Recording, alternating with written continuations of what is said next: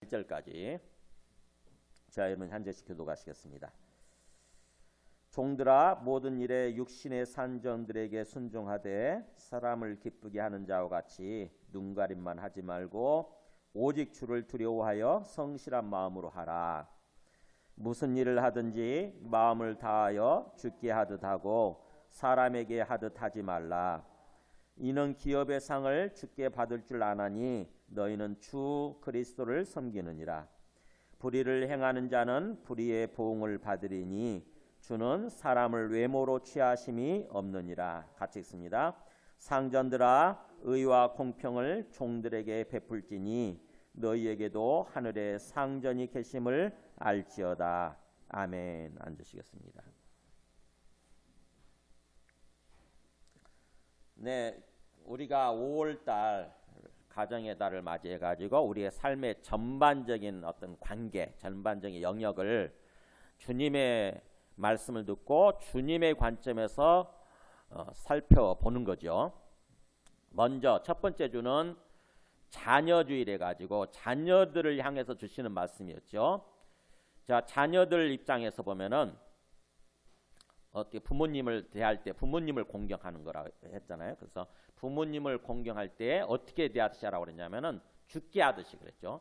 죽게 하듯이 부모님을 공경하는 거. 이게 자녀들에게 주어진 하나님의 뜻이에요. 그러니까 우리가 자녀들을 키울 때 거기다 목표를 두고 항상 그렇게 키워야 됩니다. 자녀들이 부모를 공경하는 사람으로서 세워지도록, 그렇게 자라나도록 그렇게 키워야 돼요. 우리는 자녀들을 키울 때 이 세상의 추세는 그렇지 않죠, 그죠? 세상에 지금 흘러가는 추세는 뭐예요? 오로지 공부 잘하고 뭔가 또 어떤 좋은 학교 들어가고 그래서 좋은 어떤 직업을 가지고 출세하고 성공하면 그게 되는 것 마냥 오직 거기다 목표를 두고 키우잖아요. 그래서 어느 정도 그게 이루어집니다. 자녀들이 그야말로 학원 열심히 보내고 그러니까는 공부도 조금 잘하고 하게 되고 그 다음에 이제 좋은 또 학교 들어가고 또 나중에 졸업하고 좋은 직장 들어가고 이렇게 세워지죠. 근데 문제는 뭐냐면은 그 심령이 하나님의 뜻대로 세워지지 않음으로써 부모를 공경하지 않고 결국에는 뭐예요? 그 삶이 구원받지 못하는 거예요. 그 삶이 구원이라고 하는 것은 주님이 함께해 주시고 주님이 주시는 그런 행복을 누리면서 살아가는 게 구원인데 그 삶에 구원이 일어나지 않는 거죠. 우리가 잘못 키운 거예요, 사실은 자식들을. 그러니까 부모를 공경하는 사람으로서 세워지도록 우리가 항상 그렇게 초점을 맞추고 키워야 됩니다. 그 다음에 또 우리 그 두 번째 주는 어떤 부모들한테 주시는 말씀이죠. 부모들. 부모는 자식들을 키울 때 어떤 거였냐면은 자식이 내게 아니라고 하는 거죠. 자식이 언뜻 생각하게 되면 세상적인 추세는 세상 사람들의 생각은 내가 낳았으니까 내 자식이고 그래서 내 거라고 생각이 되잖아요. 내 거. 그래서 내 마음대로 또 키우는 거죠. 내 마음대로 그야말로. 근데 주님이 주시는 말씀은 자식이 부모께 아니라고 하는 거죠. 하나님 거고 부모라고 하는 존재는 하나님의 것을 맡겨주셨다고 하는 거죠. 그래서 자식이라고 하는 존재는 하나님의 것인데 내게 맡겨주셨다. 부모에게 잠시 맡겨주셨다. 그래서 우리는 하나님의 것을 맡은 청직이라고 하는 그런 자세로 자식들을 대하고 자식들을 키워야 된다고 하는 거죠. 하나님의 것을 맡은 자예요. 우리는 맡은 자, 위탁받은 자. 내게 아니에요. 그 의식이 항상 필요한 거예요. 오늘 하나님의 것인데 자식은 하나님의 것인데 하나님이 잠시 나에게 맡겨주셨구나 이런 생각을 가지고 항상 그렇게 키우려고 할 때 주님께서 온전히 주가 되셔서 그 자식들을 세워주시고 키워주시고 주님의 뜻대로 삶을 살아가는 그런 사람들로 세워주신다고 하는 거죠. 그리고 세 번째 주는 부부관계에 관한 또 말씀을 주셨어요. 또 부부관계라고 하는 것은 뭐예요? 그리스도와 교회의 관계가 거기에 투영되어 있다고 하는 거죠. 거기에 들어가 있다고 하는 것입니다. 그러니까 단순히 한 남자와 한 여자가 만나서 자식 낳고 살면 그게 전부가 아니라 그게 되는 것이 아니라 그 어떤 남편과 아내 관계를 통해서 그리스도와 교회의 관계를 나타내도록, 그리스도와 교회의 관계를 경험하도록 그걸 배우고 그걸 누리면서 삶을 살아가도록 주님께서 그렇게 묶어주셨다고 하는 것입니다. 그래서 남편과 아내의 관계는 그리스도와 교회의 관계예요. 그러니까 우리가 부부가 돼가지고 서로 삶을 살아가면서 뭐예요? 항상 마음속에 의식이 그게 필요한 거죠. 우리 관계는 그리스도와 교회의 관계라고 하는 거다. 그래서 그리스도와 교회의 관계가 나타나도록 또 그것을 우리가 배우도록 거기다 초점을 맞추고 삶을 사는 거죠. 주님께서 말씀해 주시는 거예요, 이게. 그리고 오늘 말씀은요, 마지막 오늘 말씀은 일반적인 어떤 또 우리가 어떤 인간관계를 맺고 사회생활을 하잖아요, 그죠? 직장생활하고 또 사회생활을 하지 않습니까? 거기에 그게 또 어떤 의미인지, 어떻게 해야 되는 건지 주님께서 우리 어떤 그 일반적인 인간관계의 어떤 본질이 무엇인지 주님께서 주님의 뜻을 이렇게 말씀해 주시는 그런 어떤 주일입니다. 그것을 듣고 예배를 드리는 주일이에요. 오늘 말씀을 한번 보세요. 오늘 말씀을 나누기 전에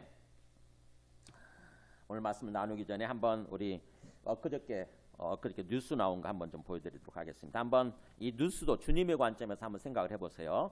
그 아파트 경비원을 폭행했다가 입주민이 아파트 경비원을 폭행하고 구속돼 버린 그런 어떤 뉴스죠. 한번 보세요. 주님의 관점, 제일 처음으로 그 음성을 처음으로 돌려가지고 한번 해주세요.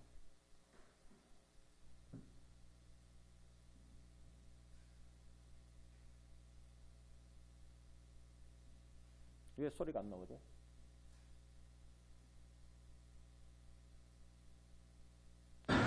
경비원 고 최희석 씨에게 폭언과 폭행을 한 혐의를 받고 있는 아파트 입주민 신모 씨가 구속됐습니다.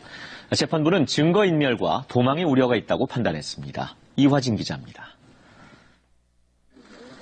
경비원 고 최희석 씨에게 폭언과 폭행을 한 혐의를 받고 있는 입주민 신모 씨가 구속됐습니다. 재판부는 증거인멸과 도망 우려가 있다며 구속영장을 발부했습니다. 심 씨는 지난달 21일 서울 강북구의 한 아파트에서 이중 주차된 자신의 차량을 경비원 최 씨가 움직였다는 이유로 다퉜습니다. 그 뒤 최 씨에게 수차례 폭언과 폭행을 한 혐의를 받고 있습니다. 경찰 조사에서 혐의를 대체로 부인한 것으로 전해진 심 씨는 기자들에게 입장문을 보내 경찰의 짜맞추기 수사가 있었다며 억울하다고 주장하기도 했습니다. 하지만 어제 오전 영장 실질 심사를 받은 뒤에는 취재진의 질문에 아무런 답을 하지 않았습니다. 쌍방폭행이라고 주장하시는 건 오늘도 그렇게 주장하셨나요? 유가족들한테 하실 말씀 없습니까? 유족은 심 씨를 향해 분통을 터뜨렸습니다. 내 동생 살리네! 아파트 입주민 130여 명은 심 씨를 엄중 처벌해달라며 지난 주말 경찰에 탄원서를 제출했습니다. 이어 어제 고 최희석 경비 노동자 추모 모임도 구속과 엄중 처벌을 촉구하는 시민 1,500여 명의 탄원서를 법원에 제출했습니다. 최희석 씨 유족들은 형사처벌 여부와 별도로 심 씨를 상대로 손해배상 청구 소송을 제기했습니다. KBS 뉴스 이화진입니다. 네, 아는 뉴스죠. 저거를 그냥 무심코 그냥 보지 마시고요. 한번 하나님의 관점에서 한번 생각해 보세요. 참 얼마나 불행합니까, 그잖아요.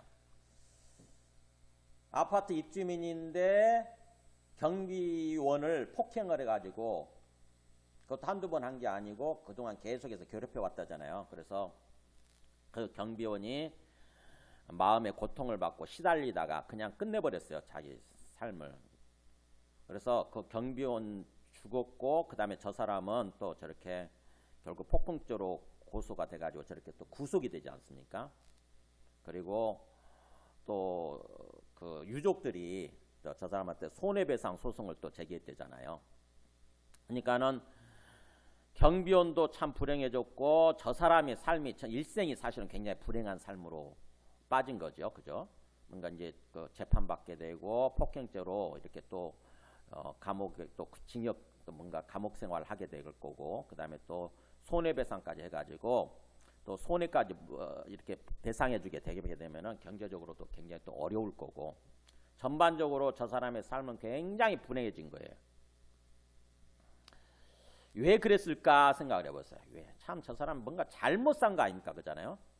굉장히 잘못 살았잖아요. 우리는 행복해지기 위해서 사는데, 그죠? 우리 모든 사람은 우리 삶의 목표는 행복 아닙니까? 그죠? 이 땅에서 행복해지는 거예요, 사실은요. 근데 저 사람은 정반대로 간 거잖아요. 불행해진 거예요.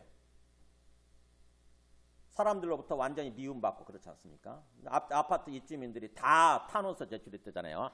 한꺼번에. 그러니까 저 사람의 삶의 평소의 모습이 만약 아파트 입주민 다른 사람들이 볼 때도 저 사람이 실수한 거구나. 평소 그렇지 않은데 평소에 그렇지 않고 굉장히 좋은 사람인데 뭔가 한번 실수했다고 그런다면 저런 식으로 탄원서 같이 안 쓰겠죠. 그죠? 뭔가 평소에 지켜봤을 때 저 사람이 삶이 잘못됐던 거예요. 굉장히.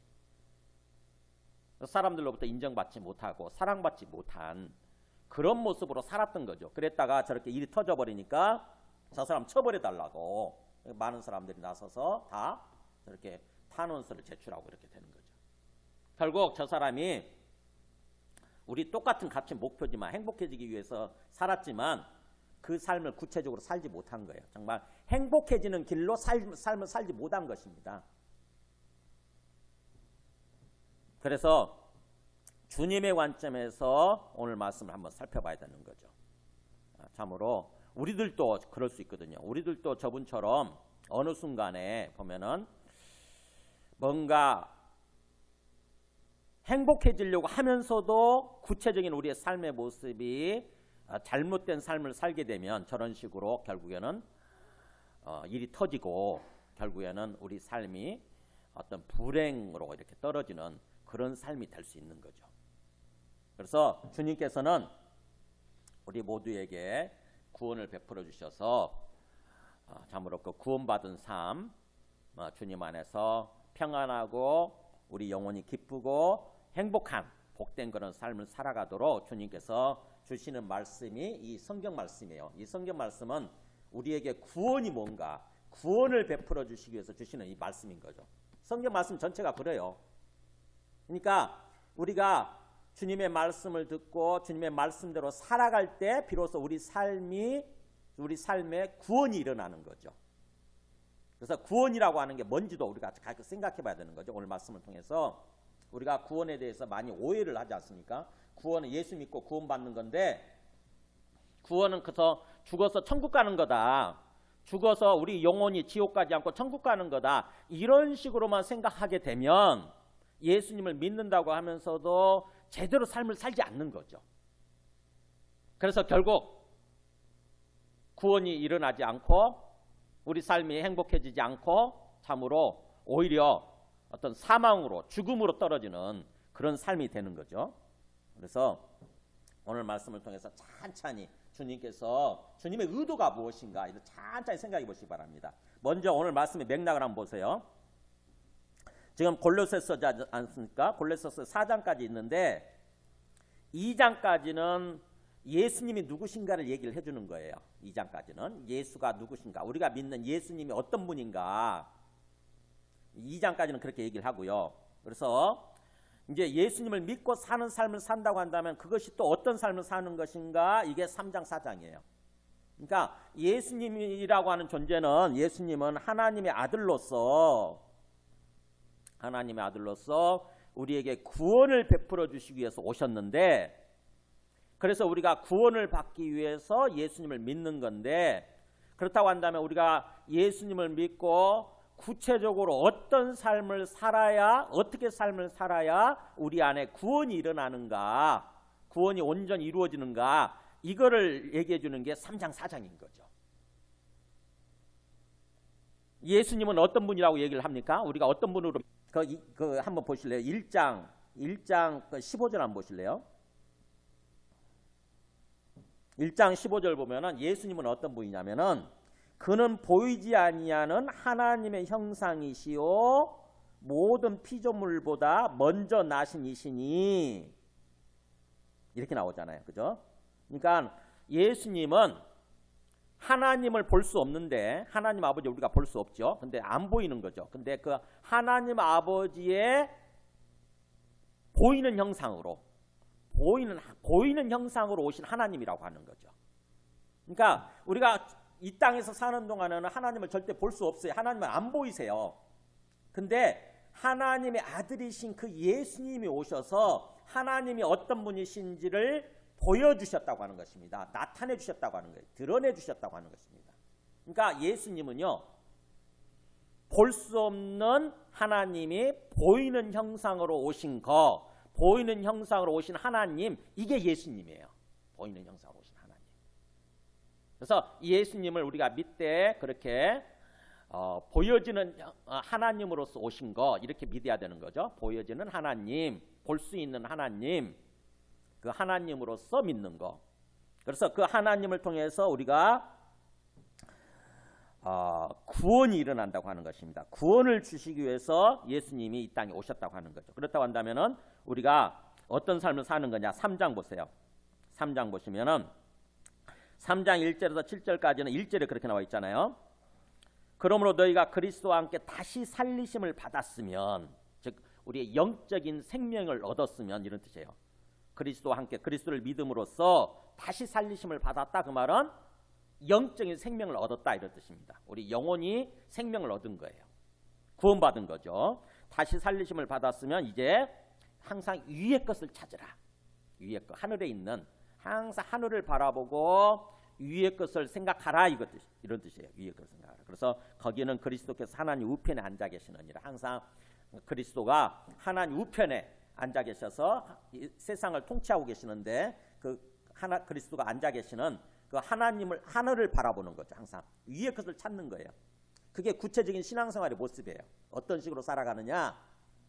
자꾸 땅만 바라보고 사는 것이 아니라, 자꾸 땅의 것만 추구하는 것이 아니라 하늘을 바라보고 하늘의 것을 추구하는 삶을 사는 것입니다. 항상 그게 구체적인 신앙생활의 모습이에요. 그 다음에 또 5절부터 11절까지 보면은, 5절에 보면 이렇게 나오죠. 그러므로 땅에 있는 지체를 죽이라, 이렇게 나오죠. 땅에 있는 지체, 즉 어떤 음란, 부정, 사욕, 악한 정욕과 탐심이니 탐심 우상 숭배니라, 이렇게 나오죠. 그러니까 우리 어떤 죄악된 욕망, 이런 뜻이죠. 죄악된 욕망을 죽여라고 하는 것입니다. 자꾸 죄악된 욕망을 살려둠으로써 그 죄악된 욕망에 의해서 이끌려가는 삶을 살게 되면은 결국 우리 삶에 구원이 일어나지 않고 망하게 된다고 하는 거죠. 아까 저분처럼, 저분이 왜 저런 일을 벌였어요? 왜 경비원을 폭행했습니까? 저 사람이 뭐예요? 이중주차를 했는데 그 경비원이 차를 좀 이렇게 민 거죠. 다른 사람이 주차하도록 하기 위해서 이중주차인 차를 이렇게 민 거예요. 밀어서 뺀 거예요. 그랬더니 화가 났다는 거지. 저 사람이 뭐예요? 감히 내 차를 만져? 내 차 외제차인데 내 차를 경비원이 만졌다 이거지. 그걸 밀었다 이거예요. 그래 화가 난 거예요. 그래서 막 폭행한 거야. 이 말도 안 되는 거잖아요, 그죠? 보통 사람 같으면 어떻게 합니까? 이거 내가 참 어떻게 주차 공간이 없어가지고 이중 주차하는 바람에 다른 사람들한테 불편을 주고 이 경비원 이분한테 굉장히 뭔가 또 수고하게끔 만들었으니까 아이고 죄송합니다 그랬을 거 아닙니까, 그잖아요. 보통 사람 같으면, 정상적인 사람 같으면 분명히 막 급히 달려와서 폭행하는 것이 아니라 아이고 죄송합니다, 미안합니다, 그리고 또 차를 밀어서 뺐으면 아이고 감사합니다 이랬을 거 아닙니까, 그잖아요. 근데 그 사람 마음속에는 뭐가 있어요? 네, 그 사람 마음속에는 자기 욕망의 주인인 거예요. 자기 욕심, 자기 생각의 주인인 거야. 특히 차를 아끼는데 그 차를 아끼는 마음이 뭐예요? 차를 일종의 차를 주인처럼 떠받들고 사는 거지. 차가 주인인 거야, 차가. 그러다 보니까는 어느 순간에 그것을 만지는 사람 보니까는 화가 난 거지. 그래서 자기 욕망대로 살아간 거예요. 그러다 보니까 저렇게 삶이 불행에 빠진 거죠. 그래서 그러지 말라고 하는 거죠. 그 다음에 또 8절에 보면은 이제는 너희가 이 모든 것을 벗어버리라 그러면서 9절 끝에 보면은 옛사람과 그 행위를 벗어버리고 이렇게 나오죠. 그리고 10절에 새 사람을 입었으니 이렇게 나오지 않습니까? 그러니까는 뭐예요? 우리가 예수를 믿는다고 한다면은 옛사람을 벗어버리고 새 사람을 입어야 된다고 하는 것입니다. 옛사람이 뭐예요? 옛날 사람. 옛날 우리가 예수님 믿기 전에 우리의 옛 모습 있잖아요. 옛 모습.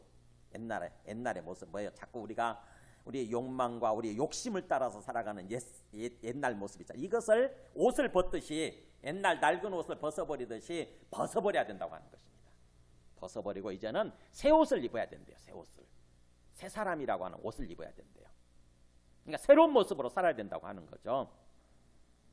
이런 식으로 사는 거예요. 예수 믿는다고 하는 것은 우리가 구체적으로 신앙생활을 하는 데 있어서 뭔가 옛날 모습 그대로 그냥 예수 믿는다고 하면서 그냥 예배만 한번 드리면 일주일에 한번 예배만 드리면 되는 것처럼 그게 예수 믿는 것으로 착각하고 그렇게 사는 것이 아니라 뭐예요? 구체적으로 우리의 삶에 뭔가 변화가 있어야 돼요.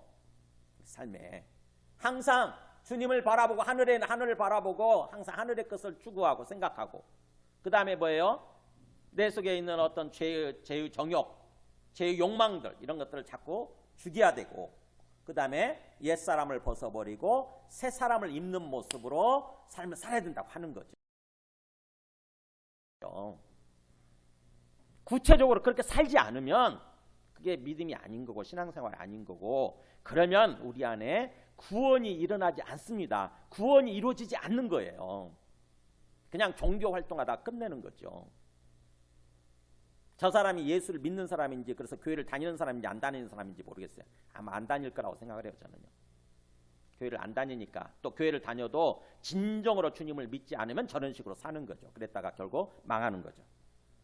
그래서 이런 맥락 가운데서 오늘 주시는 말씀이에요. 이렇게 그야말로 구원을 이루어가는 어떤 신앙생활의 원리에 대해서 쭉 얘기를 해주는 가운데 그 다음에 이제 구체적인 관계에 대해서 얘기를 해주는 것이 바로 그 18절부터 구체적인 관계로 들어가는 거예요. 이제 그런 어떤 신앙생활의 원리를 따라서 구체적으로 신앙생활을 함으로써 우리의 어떤 삶에 있어서 구원이 완전히 이루어져야 되는데 구체적인 관계 속에서도 그렇게 살아야 된다고 하는 거죠. 그게 바로 18절에서 19절은 부부관계잖아요. 그죠? 남편과 아내 관계에서도 그런 식으로 항상 주님을 생각하고 주님 앞에서 옛사람을 벗어버리고 새 사람을 입는 모습으로 살아야 된다고 하는 거고 그 다음에 20절에서 21절은 부모 자식 간의 관계죠.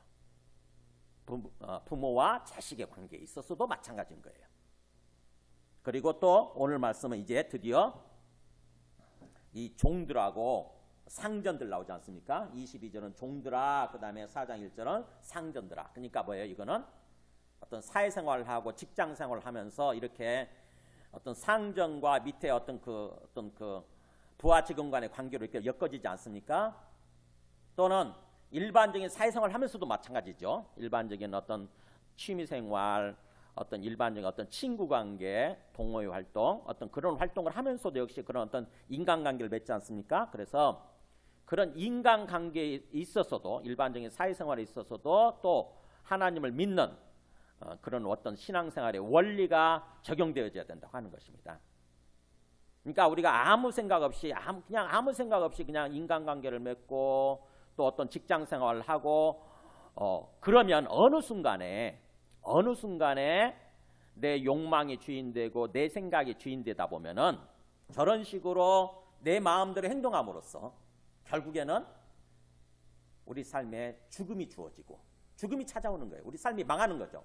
인생이. 구원이 일어나는 것이 아니라 그냥 오히려 죽음이 주어지는 거예요. 죽음이. 그렇게 될 수 있는 거죠. 그래서 먼저 22절, 23절 보세요. 자, 아래 위치에 내가 인간관계 속에서 직장이나 사회생활, 인간관계 속에서 혹시 내가 어떤 아래 위치에 좀 위치해 있다. 그러니까 뭔가 직급상으로 내가 아래 위치에 있거나 또는 어떤 나이나 또 어떤 그 선후배 사이로 해가지고 내가 후배 위치에 있다.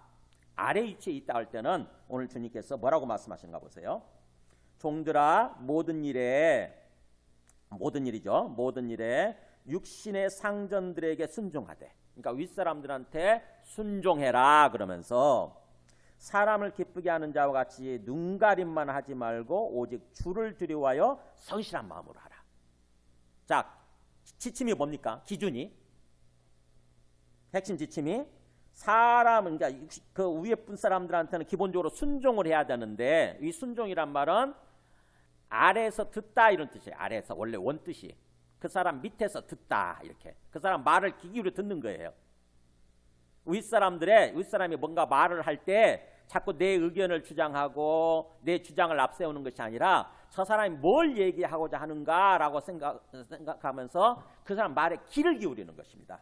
그 사람 앞에서 내 마음을 낮추고 겸손하게 낮추고 뭘 얘기하고자 하는 건지 핵심이 뭔지를 귀 기울여 듣는 거. 그래서 뭔가 아래에서 듣는 거. 이게 여기서 순종하다는 뜻이에요. 그러니까 그 사람 말에 귀를 기울이되 이런 뜻입니다. 그 사람 말에 귀를 기울이고 그 사람 말에 순종을 하되 사람을 기쁘게 하는 자같이 눈가림만 하지 말고. 이게 뭐예요? 이게 세상 사람들의 삶의 모습이에요. 주님을 믿지 않고 내가 주인 되어서 내 생각, 내 욕망이 주인 되어서 살아가는 사람들의 일반적인 삶의 태도, 이런 모습이에요. 항상 말을 바라보고 사람을 의식하는 거죠. 그래가지고는 사람이 보고 있으면 뭐예요? 사람이 보고 있으면 적당히 합니다. 뭔가 잘하는 척해요. 근데 사람이 거기서 없다. 사람이 안 본다. 그럼 뭐예요? 적당히 해놓고 둘로 덮어버리는 거죠. 그죠? 덮어버리는 거예요. 그냥. 그게 눈가림식이에요. 이렇게. 그런 식으로 살지 말라는 거죠. 진정으로 우리 주님을 믿는 사람들은 뭐예요? 항상 주를 두려워하여 주님을 의식하는 것입니다. 주님이 앞에 계시고 주님이 살아계시고 주님이 나의 주님이신다고 하는 거죠. 그러니까 내가 일을 하는 데 있어서 내 일의 주인이 누구냐? 사실은 1차적으로는 그 위에 상관이죠. 1차적으로 위에 상관이고 그 회사 사장이고 그 회사 회장이긴 하지만 그러나 궁극적으로 우리는 누가 주인인 것을 믿냐면은 하나님이 주인이신 것을 믿는 거예요. 그래서 우리가 믿음의 핵심이 뭐냐? 믿는다고 그럴 때, 믿고 산다고 그럴 때 믿음의 핵심이 뭐냐면 살아계신 하나님 믿는 거예요. 하나님이 살아계시고 그 하나님이 나의 주인이신 것을 믿는 거예요. 주 하나님을 믿는 거죠. 주 하나님.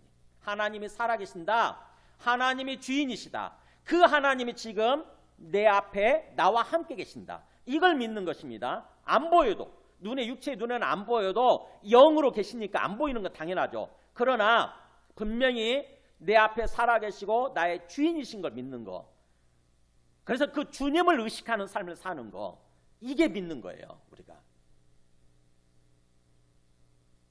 그러니까 우리가 믿는다고 그랬을 때 그 믿음의 정의, 믿음의 개념에 대해서 분명하게 정리하시기 바랍니다. 우리가 그냥 종교 활동하면 어쩌다 한번 교회 다니면 믿는 게 아니에요. 어쩌다 한번 교회 다닌다고 해서 예배 한번 드려준다고 해서 믿는 게 아니에요. 일상 삶 속에서 내 영혼이 주님을 의식하는 거예요. 주님을 믿고 우리의 영이 살아나게 되는데 그 우리의 영이 주님을 의식하고 주님과 교통하는 삶을 사는 거 항상 주님 앞에서 두려움과 떨림으로 행하는 거, 그걸 한자말로 경외한다고 그러죠. 경외. 주님을 경외한다. 하나님을 경외한다. 그래서 하나님을 경외하는 마음으로, 그래서 두려움과 떨림으로 주님을 의식하고 행동하는 거, 이게 믿는 거예요. 그 자세를 얘기하는 것입니다. 오직 주를 두려워하여, 네 앞에 지금 살아계시고 너를 지켜보고 계시는 주님을 경외하여, 그래서 성실한 마음으로 하라. 네. 주님을 의식하게 되면은 사람들이 보든지 안 보든지 뭐예요? 항상 성실하고 신실하게 행할 수밖에 없습니다. 우리 행동이 달라지게 돼 있어요. 주님을 의식하면 우리 행동이, 우리의 말도 달라지고 우리의 인격도 달라지고 우리의 삶이 달라지게 돼 있습니다. 직장 생활할 때, 그리고 인간관계 속에서, 사람들과 인간관계 속에서 달라지게 돼 있어요. 주님을 의식하면. 그게 주님 믿는 거예요. 주님 믿고 행하는 거예요. 그래서 23절에 다시 한번 그걸 반복하죠. 보세요. 무슨 일을 하든지 마음을 다하여 주께 하듯 하고 사람에게 하듯 하지 마라. 우리 예수 믿는 구원받은 우리 그리스도인들의 삶의 기준은 이거예요. 항상 주님을 의식하고 주께 하듯 하는 것입니다. 주님. 내가 이렇게 일반적인 뭔가 먹고 살기 위해서 일을 하긴 하지만 단순히 먹고 살기 위해서 일을 하는 것이 아니라 이 일은 주님께서 내게 맡겨주신 귀한 일이고, 그래서 주님의 일이다 이런 생각을 가지고 주님의 일을 하듯이 사실은 주님께 대한다고 하는 그런 자세로 우리의 어떤 그 윗사람들을 대하고 또 다른 사람들을 대하고 주님의 일을 한다고 하는 그런 자세로 내게 맡겨준 일을 성실하게 행하는 것입니다. 주님께서는 우리에게 그런 삶을 원하세요. 그럴 때에 사람들은 사실 안 보는 것 같지만 사람들 보거든요. 뭔가 저 사람요, 뭔가 평소에 교회 다닌다고 하는 얘기는 들었는데 저 사람이 하는 일을 무심코 이렇게 가만히 보다가 보니까 달라. 다른 사람들하고 행동하는 건 달라. 정말 사람이 보든 안 보든 간에 성실하게 하고 정말 성실하게 충실하게 일을 하고 그러면서 사람을 대할 때도 뭔가 다르게 대하는 거죠. 정말 마음에서 우러나와서 정말 순종하려고 하고 그 사람을 사랑하려고 하고 그 사람을 도우려고 하고 하는 뭔가 다른 거예요. 그렇게 되면은 사람들이 그 사람을 인정하게 됩니다. 아, 저 사람은 뭔가 정말 좋은 사람이구나. 정말 인정하게 돼요. 그래서 그 사람을 인정하게 되고 그 사람을 사랑하게 되고 그 사람을 존경하게 되죠. 그러면서 그 사람이 뭔가 도움을 요청하고 그럴 때는요. 또 자기가 도울 수 있을 상황이 되면은 적극적으로 도와주게 돼 있어요. 적극적으로.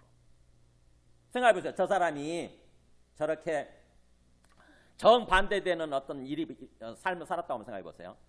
경비원을 폭행하다 보니까 경비원이 죽어버렸는데 그래서 저 사람도 구속이 되게 됐는데 그렇지 않고 평소에 뭔가 경비원을 잘해줬다고 생각해 보세요. 경비원한테 굉장히 잘해주고 뭔가 먹을 것도 있으면 좀 이렇게 좀 나눠주고 뭔가 경비원을 정말 깎듯이 뭔가 이렇게 경비원 만나면 인사하고 그런 모습은 또 인사도 나누고 어떻게 잘 지내세요? 어려운 일은 없어요? 그러면서 뭔가 그런 모습으로 살았다고 생각해 보세요. 그러면 경비원이 어떻게 생각하겠습니까?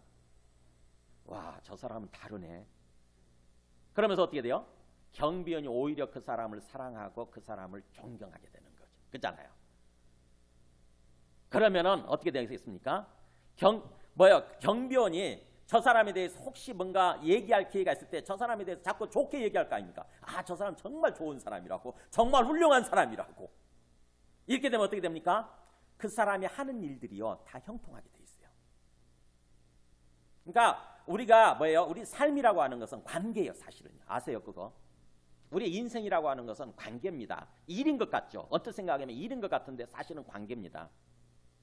그래서 관계가 행복해야, 관계가 형통하고 행복해야 우리의 삶이, 우리의 인생 자체가 형통하고 행복해지게 돼 있어요. 삶이. 잘 생각해 보세요. 내가 우리 사람들 만나잖아요, 그죠? 관계를 맺고 살을 가지 않습니까? 수많은 사람들 만나죠. 직장에서도 만나고, 그리고 또 일반 어떤 취미 활동하면서 사람들 만나잖아요. 근데 그 사람들 중에, 내가 만나는 사람들 중에 참 좋은 사람들 있죠. 이상하게 사랑이 가고 뭔가 내가 사랑해주고 싶은, 내가 뭔가 그 사람을 뭔가 도와주고 싶은 그런 사람이 쓰는 사람이 있잖아요. 그 사람이 내한테 그렇게 잘해줬기 때문에 그런 거 아닙니까? 그잖아요. 나와의 관계를 잘 맺고 내한테 잘해줬기 때문에, 뭔가 제대로 살았기 때문에 내 입장에서 그 사람을 사랑하게 되고 그 사람을 좋게 생각하게 되고 그 사람을 그 사람에게 뭔가 도와주고 싶은 뭔가 그런 생각이 드는 거 아닙니까? 그렇잖아요. 내가 그런 사람에 대해서 내가 그런 생각을 갖고 있다고 한다면은 다른 사람들이 나를 생각할 때도 어떻게 생각할 것인가 한번 생각을 해보세요. 다른 사람이 나에 대해서 어떻게 평가하고 어떻게 생각할까? 지금 우리가 관계를 맺고 사는 직장 동료들 있죠? 직장 내 윗사람들이나 또 내 아랫사람이 나에 대해서 어떤 식으로 평가를 내릴까? 나를 어떤 마음으로 바라볼까? 한번 생각을 해보세요. 그거는 평소에 내가 어떻게 그 사람들을 대했느냐, 어떤 관계를 맺고 어떻게 했느냐에 따라서 달라집니다. 그래서 그 사람들이 나에 대해서 좋게 생각하고 뭔가 나를 사랑하는 마음이 있고 나를 존경하는 마음이 있으면요, 내 하는 일들 자연스럽게 풀리게 돼 있고 자연스럽게 형통하게 돼 있어요. 자연스럽게. 그래서 우리 삶이 그야말로 우리 심령에 평안함이 있고 기쁨이 있고 우리 삶이 행복해지게 돼 있습니다. 우리 영혼이 행복해지게 돼 있어요. 우리 영혼이. 그런 삶으로 세워지는 것, 그게 구원이에요. 그게 구원. 그게 구원.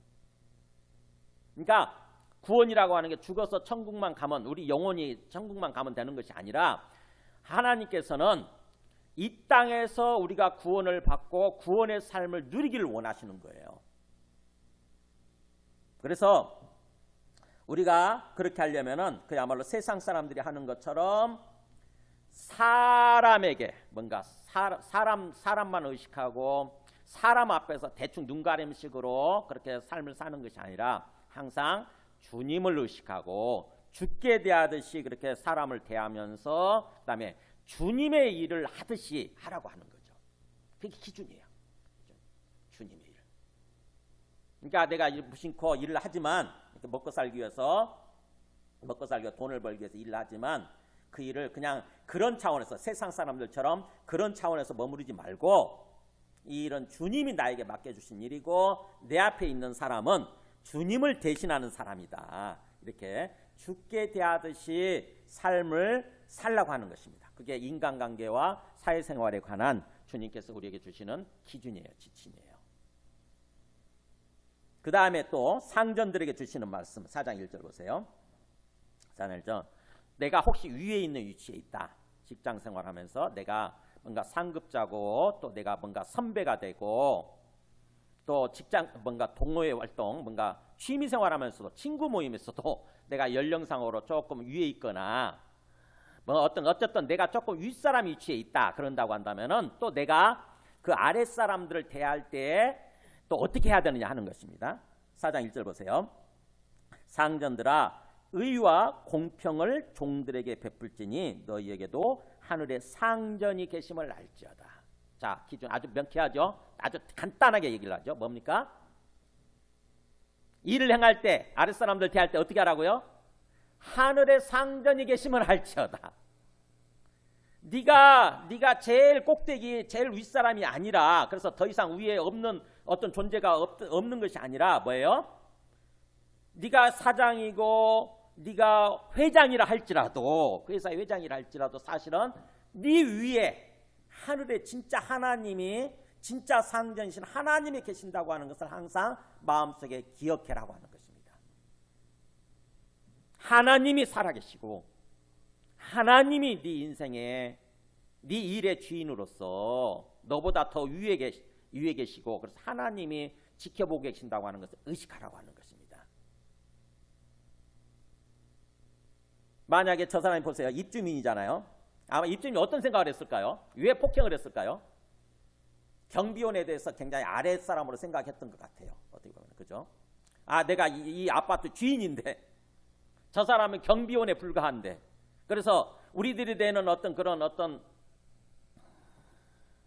돈을 가지고 저 사람이 월급을 주는데 그래서 저 사람은 일꾼이고 종이다 이런 생각을 했을 거 아닙니까?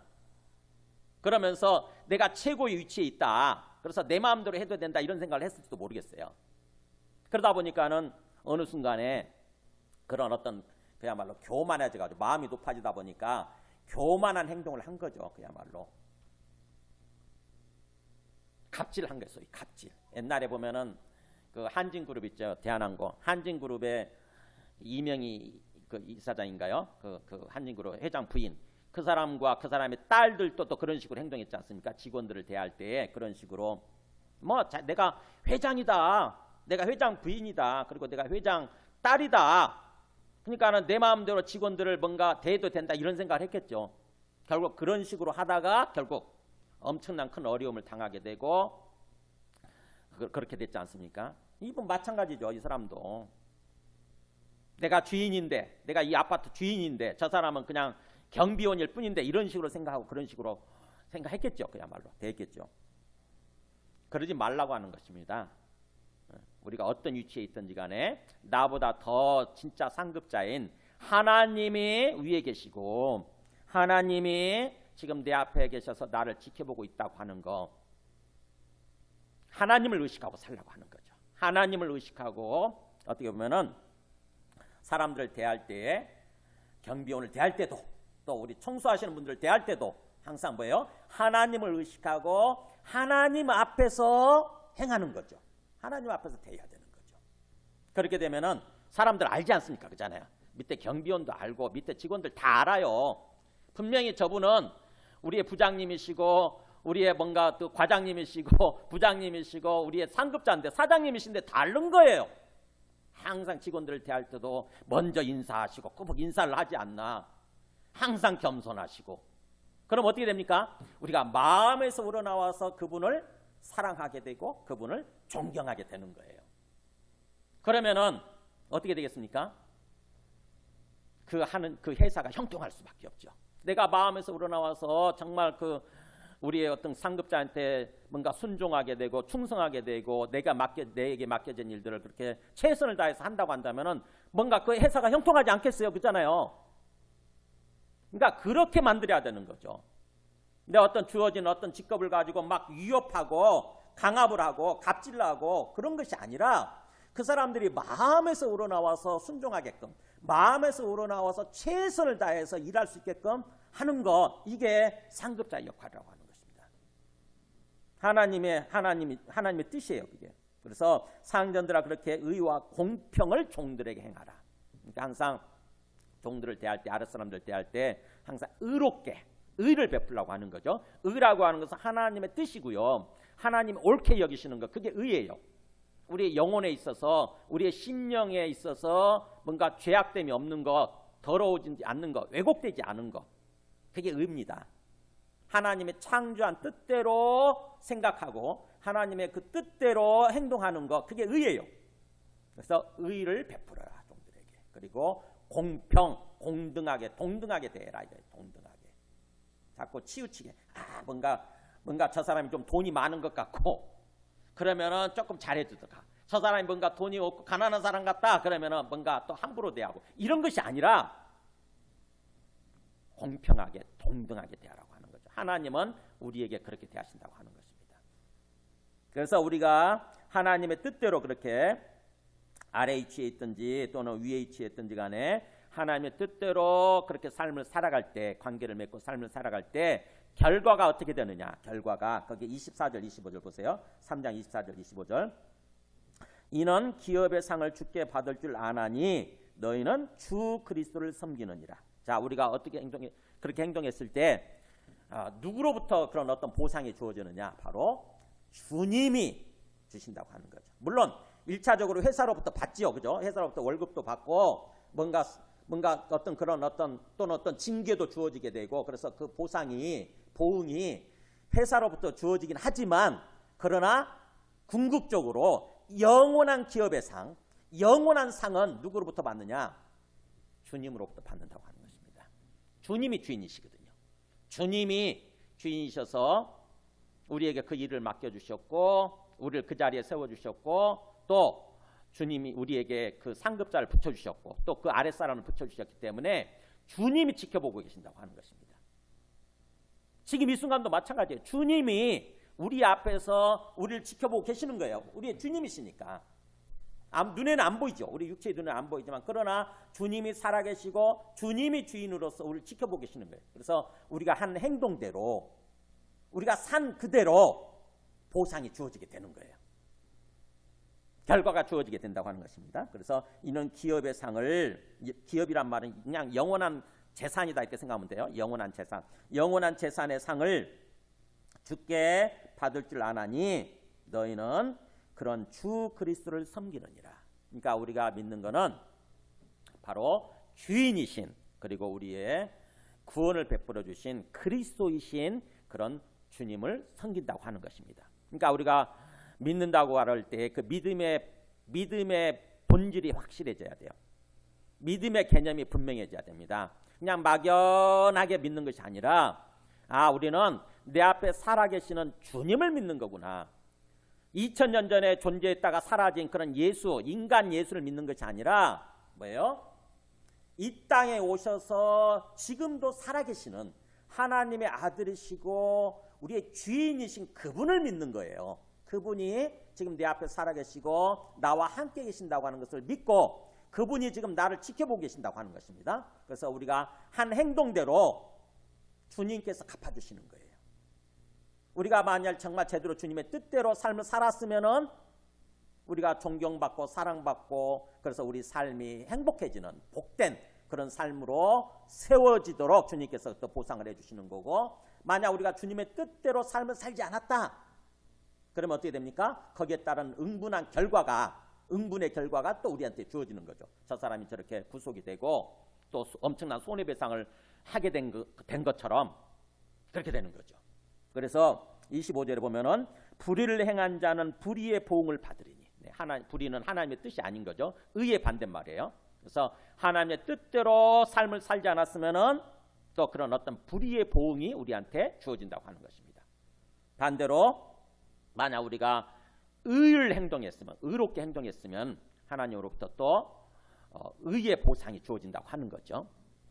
이 땅에서도 사람들로부터 존경받고 사랑받고 우리 삶이, 우리 영혼이 평안과 기쁨을 누리면서 우리 영혼이 행복을 누리는 그런 행복한 삶으로 세워지게 되는 거예요.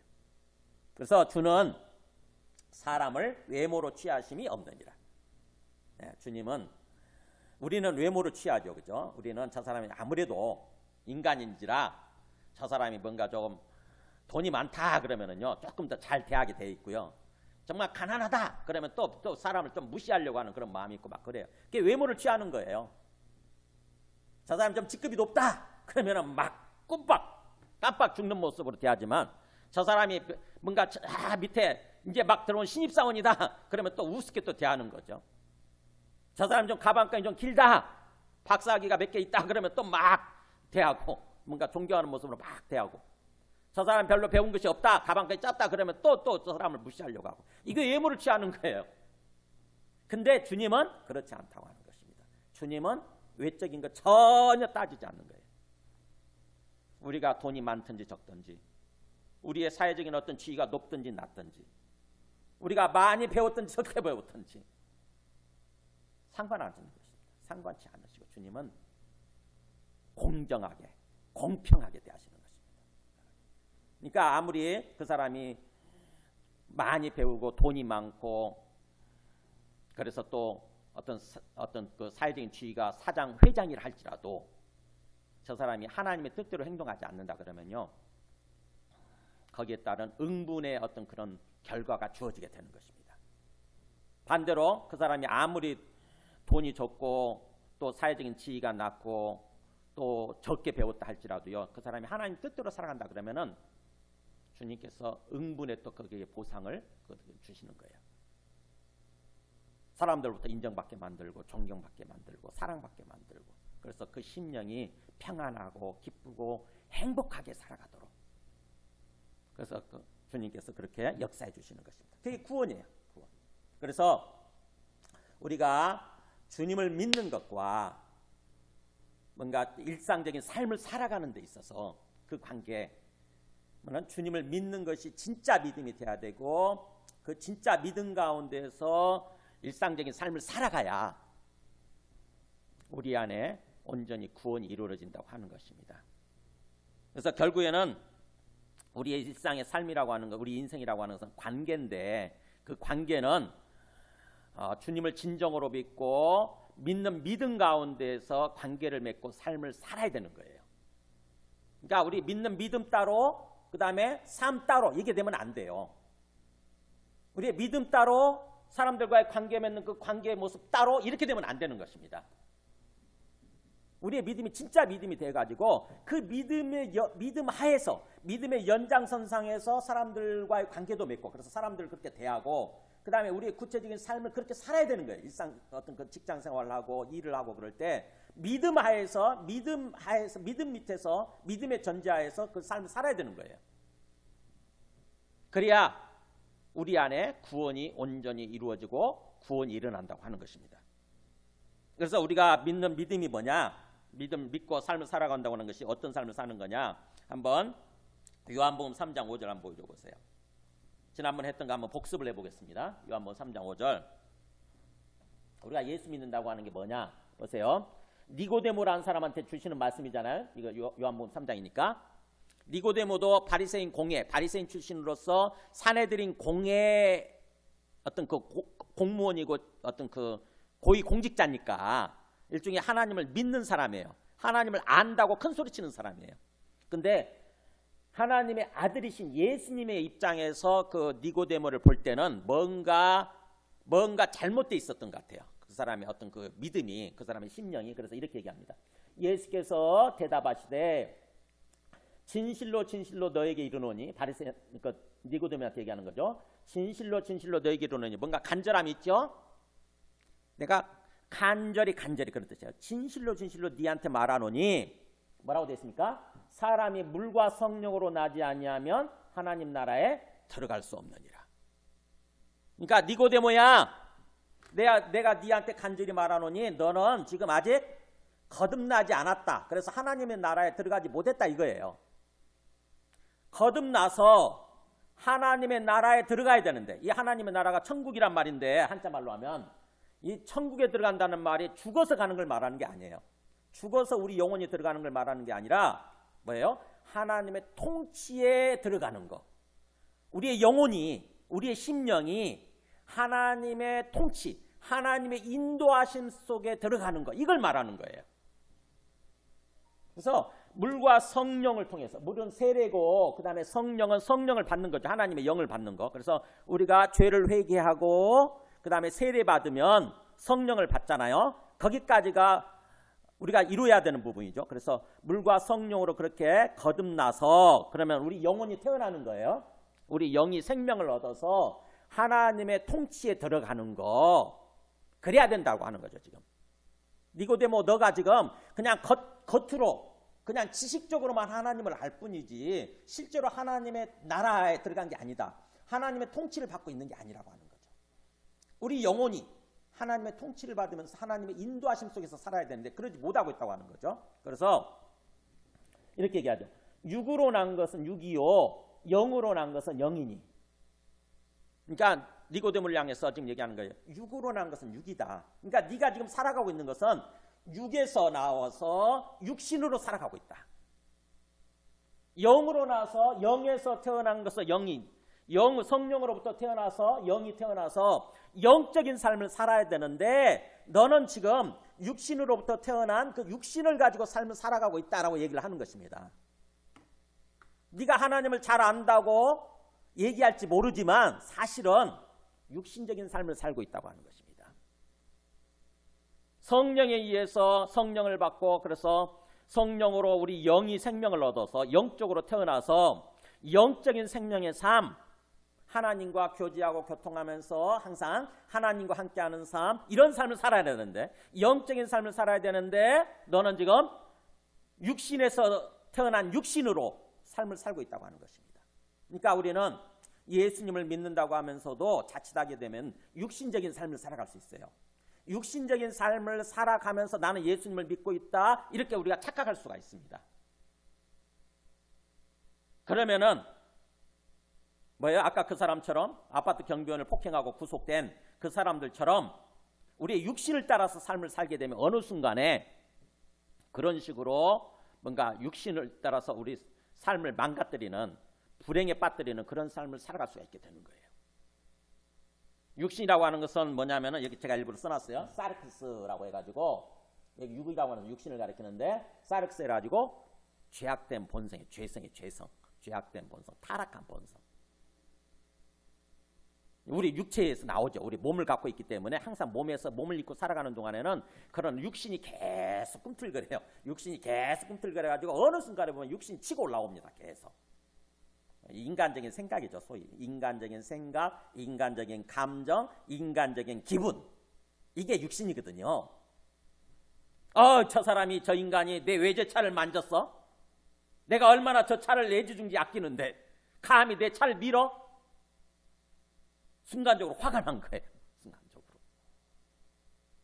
육신적인 생각이 가득하다 보니까 어느 순간에 그렇게 그런 거죠.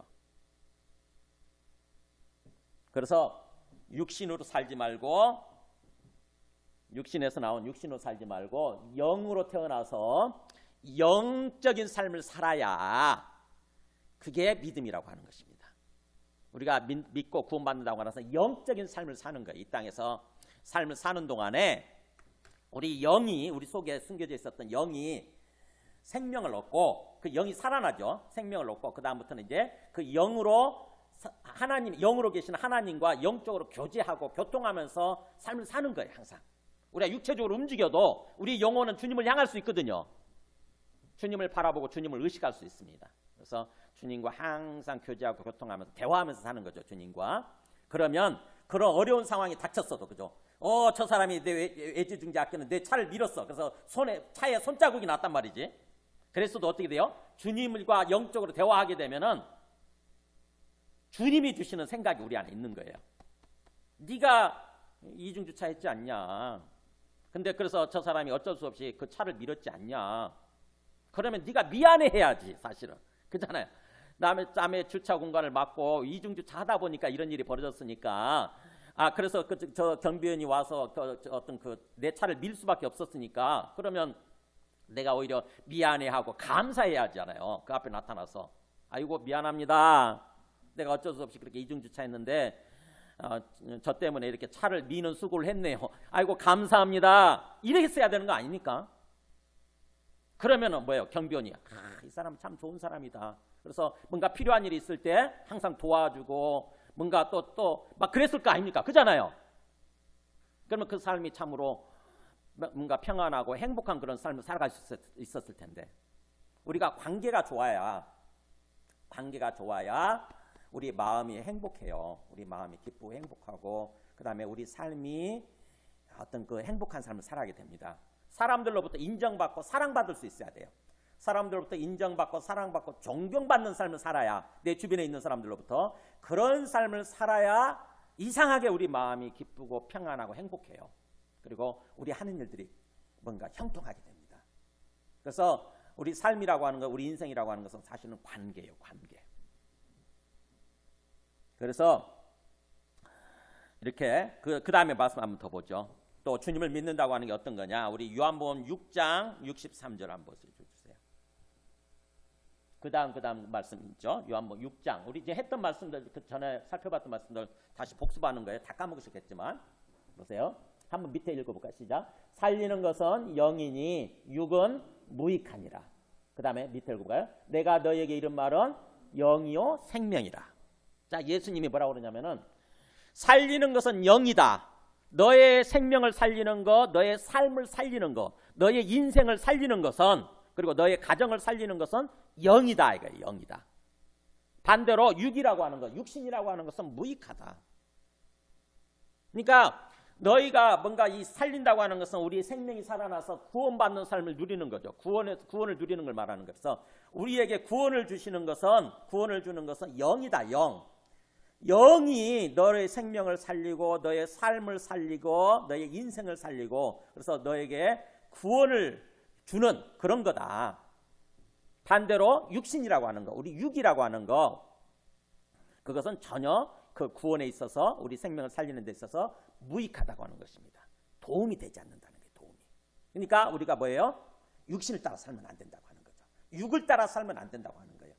영을 따라서 살도록 그래서 영적인 삶을 살도록 그래야 우리가 평안하고 기쁘고 행복해질 수 있으니까 그게 구원이니까 그래서 영적인 삶을 살도록 하기 위해서 주님이 오셨다고 하는 것입니다.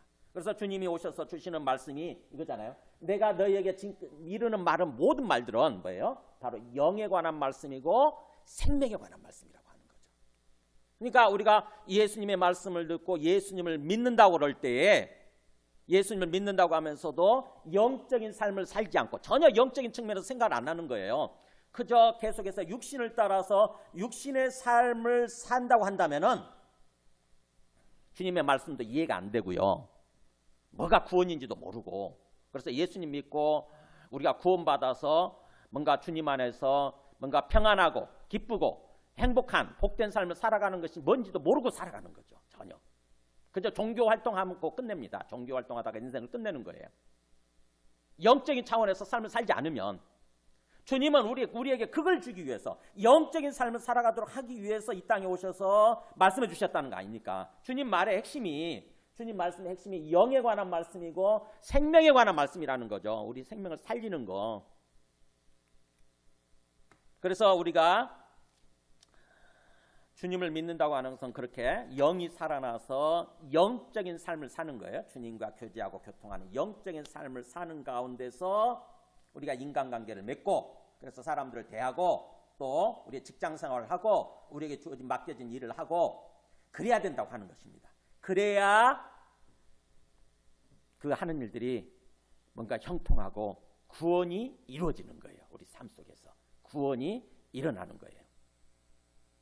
그래서 요한복음의 핵심은 요한복음에서 뭔가 구원을 얘기하는데 구원의 그 핵심을 다른 편으로 영생이라고 이렇게 얘기를 하는 거죠. 우리 그 마지막 말씀 한번 17장 요한복음 17장도 한번 보여줘 보실래요? 요한복음 17장 여기 보면은 한번 밑에 읽어볼까요? 3절 시작. 영생은 곧 유일하신 참 하나님과 그가 보내신 자 예수 그리스도를 아는 것입니다. 예수님이 직접 설명하시는 거예요. 17장에서 이게 대제사장으로서 우리 뒤에 남아있는 사람들을 놓고 기도하시는 가운데 주시는 말씀이잖아요. 자기는 이제 하늘에 올라가시게 되니까 뒤에 남겨져 있는 우리 사람들을 놓고 우리를 위해서 기도하시는 거죠. 영생을 주시옵소서. 저 사람들에게 이게 나오잖아요. 아버지께서 아들에게 주신 모든 사람에게 영생을 주게 하시려고 이러잖아요. 영생의 삶을 살게 하기 위해서 영생을 주시기 위해서 예수님이 오셨는데 영생이라고 하는 건 뭐냐? 천천히 생각해 보세요. 영생이라고 우리는 언뜻 생각하게 되면 영생은 죽어서 우리 영혼이 천국 가는 거, 죽어서 우리 영혼이 다시 죽지 않고 영혼이 사는 거 이런 식으로 생각하지 않습니까? 근데 그렇지 않은 거예요. 요한복음에서 말씀하는 우리 주님이 말씀하시는 영생은 그게 아니고 뭐예요? 유일하신 참 하나님과 그가 보내신 자 예수 그리스도를 아는 것입니다. 이렇게 얘기하죠. 아는 거. 안다고 하는 게 뭐예요? 인격적으로 아는 거, 실제적으로 아는 거예요. 그러니까 영생의 삶이라고 하는 건 뭐냐? 주님 앞에 계시는 살아계시는 주님과 영적으로 교제하고 교통하면서 그래서 인격적으로 교제하는 동안에 주님이 이런 분이셨구나. 이렇게 주님을 알아가는 거. 이게 영생이에요. 이게 영생의 삶이에요.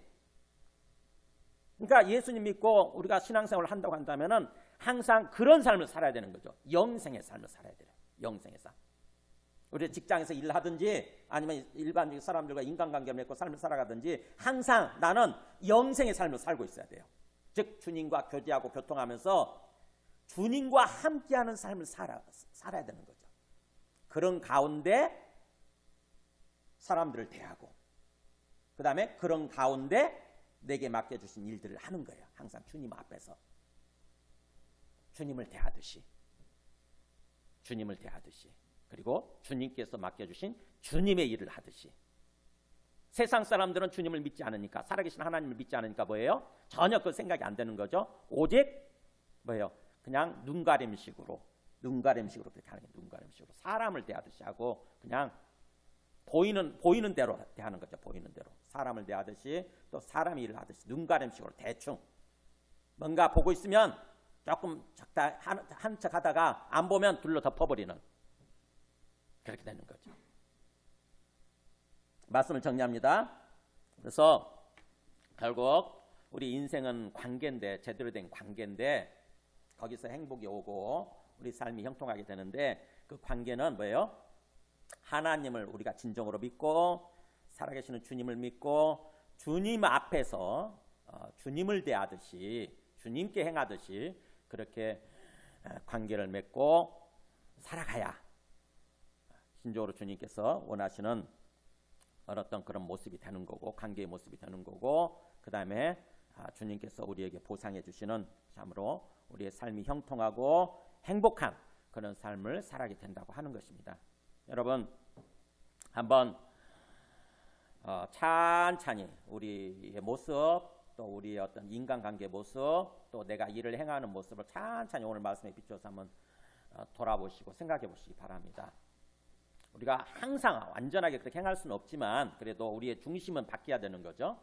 진정으로 내 앞에 살아계시는 주님을 의식하고 주님 앞에서 행동하는 것입니다. 그 행동하려고 노력하는 거예요. 노력하는 거. 그래서 우리의 인생의 본질을 추구하는 거, 삶의 본질을 추구하는 거죠. 우리 인생이라고 하는 것이 영원히 이렇게 사는 것이 아니라 이 땅에서 영원히 이렇게 사는 것이 아니라 사실은 한정된 시간 동안 사는 거잖아요. 우리에게 지금 주어진 시간도 한정된 시간이고요. 그 다음에 우리에게 주어진 재물도 한정되게 이렇게 한정된 것이고 맡겨진 거예요. 맡겨진 거 잠시. 그리고 우리에게 주어진 어떤 일자리, 직장, 또 어떤 우리에게 주어진 어떤 자식, 모든 어떤 우리에게 주어진 모든 사람들 이게 한정적으로 제한된 시간 동안 맡겨주신 것입니다. 제한된 시간 동안 맡겨주신 거예요. 맡겨주신 거. 내 게 아니고. 내 거라고 생각이 되어질 때 자꾸 내가 갑질하게 되거든요. 내 마음대로 하려고 하게 되고. 근데 맡겨주셨다가 나중에 주님이 그걸 찾습니다. 결산하시게 돼 있어요. 회개하시게 돼 있습니다. 우리 마태복음 25장 한번 잠깐 보여주실래요?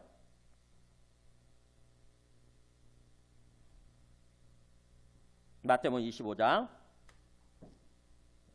마태복음 25장 그 14절 보면은 그 앞에 보여주세요. 14절. 보면 이렇게 나오잖아요. 한번 읽어볼까요? 위에 시작. 어떤 사람이 타국에 갈 때 그 종들을 불러 자기 소유를 맡김과 같으니 그 다음에 오랜 후에 그 종들의 주인이 돌아와 그들과 결산할세 이렇게 되잖아요. 우리 인생이라고 하는 게 뭐냐? 하나님이 자기 재산인데 자기 소유 자기 재산인데 잠시 우리한테 한번 이걸 가지고 잘 누리면서 한번 살아봐라 라고 맡겨주신 거예요. 우리 시간도 영원히 사는 게 아니잖아요. 한 100년 살다 끝내잖아요. 그래서 이 100년이라고 하는 시간을 우리에게 맡겨주신 거고 그 다음에 재물도 무한정 주어지지 않지 않습니까? 뭔가 잠시 우리에게 맡겨주신 거죠. 제한된 금액을. 그래서 그걸 이렇게 맡겨주셨다가 그걸 가지고 행복을 누리면서 삶을 살아라 이렇게 하다가 나중에 보면 그거를 결산할 때가 온다고 하는 거죠. 얼마나 내가 너에게 맡겨준 걸 가지고 얼마나 열심히 잘 살았나 제대로 살았나 한번 보자 해가지고 결산할 때가 온다고 하는 거죠. 여러분 요즘 그 뭐 재난기금이라 가지고 어떤 도에서 주고 정부에서 주는 기금 있죠. 어떠세요? 그거 써보니까 뭔가 좀 재밌죠, 그죠? 좀 뭐 도움이 되지 않지 않습니까? 참 그런 생각이 들더라고요. 참, 야 이게 그래도 많지는 않지만 그래도 이렇게 뭔가 이 정도라도 또 이렇게 바뀌어주니까 적어도 또 한 달, 두 달 이렇게 좀 쓰게 되네 이런 생각이 들지 않습니까? 근데 하나님이 우리에게 그렇게 뭔가 그러한 것들을 이렇게 계속 맡겨주시고 이 우리에게 어떤 시간이라고 하는 거 우리에게 어떤 주어진 어떤 그런 거 이런 거 하나님께서 잠시 이렇게 맡겨주신다고 하는 거죠. 그래서 그것을 가지고 어떻게 쓰느냐에 따라서 달라지는 거죠. 우리가 자칫하게 되면은 마치 그게 영원히 있는 것처럼 영원히 내 것인 것처럼 함부로 우리의 인생이라고 하는 시간을 낭비해 버릴 수가 있는 거죠. 근데 하나님이 잠시 하나님의 것인데 하나님이 잠시 맡겨주셨을 뿐이지 언젠간 하나님이 다 걷어가신다 라는 생각이 들게 되면은 정말로 우리한테 주어져 있을 때 잘해야 되는 거죠. 우리에게 맡겨져 있을 때 그것을 잘 사용하려고 해야 되는 거예요. 우리의 인생이라고 하는 시간을 잘 살려고 해야 되는 거죠. 이 땅에서 맡겨져 있는 동안 주님께서 나에게 잠시 맡겨주신 기간 동안 잘 살려고 해야 되는 거예요. 우리에게 주어진 시간, 우리에게 주어진 어떤 그런 어떤 재물, 우리에게 주어져 있는 어떤 일자리 이런 것들 있잖아요. 이거를 잘 사용하려고 해야 되는 거예요. 주님의 뜻대로. 언젠가는 다 걷어가시게 되는 거죠. 그래서 인생이라고 하는 것을 주님의 관점에서 천천히 생각해 보시기 바랍니다. 주님의 관점에서 주님의 뜻을 깨달을 때, 그리고 인생의 본질을 추구하는 거예요. 소위 삶의 본질을 추구하는 거. 그래야 그럴 때 우리 안에 참으로 평안이 있고 기쁨이 있고 행복해지게 된다고 하는 것입니다. 그게 구원이에요. 그게 구원. 주님께서는 우리에게 그런 삶을 주기를 원하시고 그런 삶을 살아가기를 원하시는 거죠. 우리 함께 찬송하고 기도하겠습니다. 찬송가 218장